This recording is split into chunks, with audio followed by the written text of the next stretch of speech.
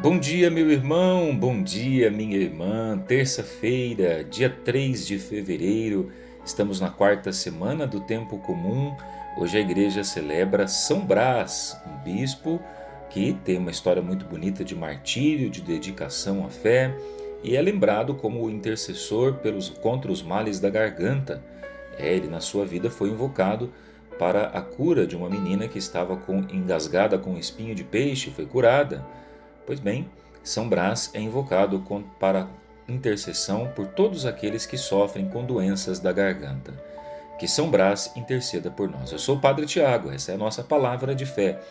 Vamos meditar com Marcos, capítulo 5, do versículo 21 a 43.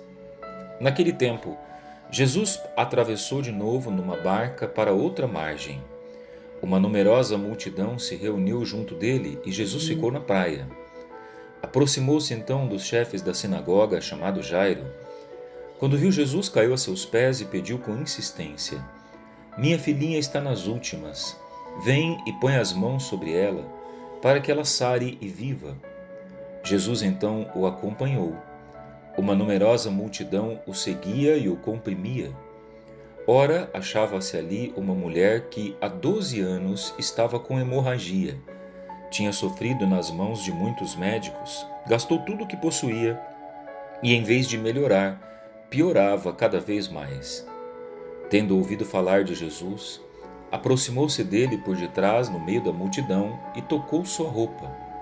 Ela pensava: se eu ao menos tocar na roupa dele, ficarei curada. A hemorragia parou imediatamente e a mulher sentiu dentro de si o que estava curada de uma doença. Jesus logo percebeu que uma força tinha saído dele e, voltando-se no meio da multidão, perguntou: Quem tocou na minha roupa?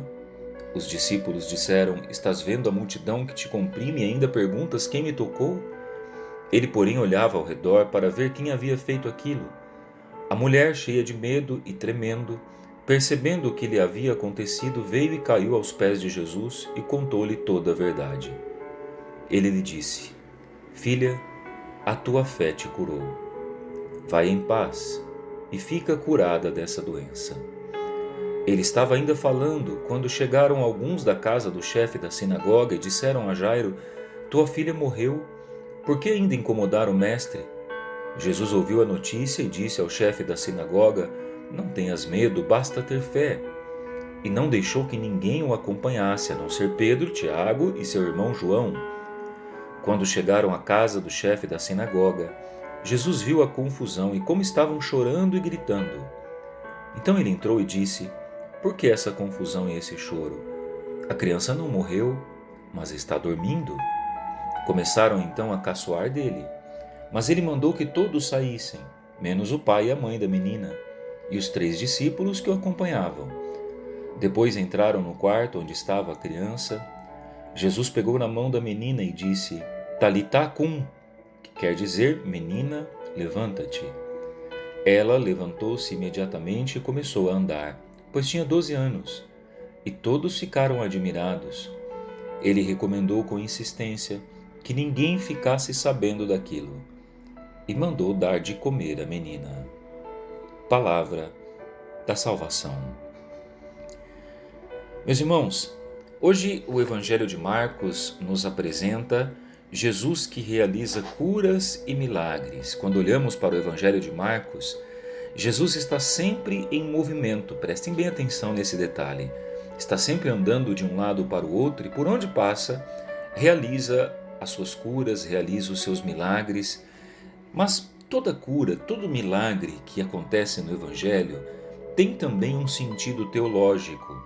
Não se trata apenas de uma cura física aqui, mais do que isso. Além da cura física, há um ensinamento sobre a nossa salvação. É sempre esse o sentido da cura. Aliás, isso vale para as curas que acontecem hoje. Muitas pessoas vão à igreja pedindo curas, pedindo milagres. Nós temos que saber que a nossa principal cura já aconteceu. Aconteceu na cruz. Ali fomos curados do pecado, ali fomos resgatados da morte. Ali está a nossa mais importante cura, aquela pela qual vale a pena buscarmos a nossa vida na fé. Mas O Senhor é compassivo, é misericordioso, olha o sofrimento do ser humano e nunca o abandona. No Evangelho de hoje, Jesus cura duas mulheres. Prestem bem atenção.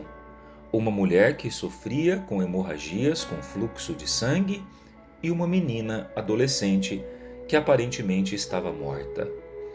Trata-se aqui de duas infrações contra a lei dos fariseus que Jesus vai cometer. Primeiro, deixando-se tocar pela mulher que era hemorroíça, e depois, segurando pela mão, uma menina que aparentemente estava morta. Ser tocado por uma mulher com fluxo de sangue e ser tocado por uma pessoa que supostamente já tinha sido morta, era um grave delito contra a lei dos fariseus. Mas Jesus não está nem aí para a lei dos fariseus, está pouco se lixando para o falatório dos homens. Ele age com compaixão. Ele sabe que a misericórdia deve vir em primeiro lugar. E por isso, olhando para a dor do ser humano, Jesus se deixa tocar, se deixa alcançar por aquela mulher e ao mesmo tempo alcança a dor daquela menina. É assim que Deus age conosco.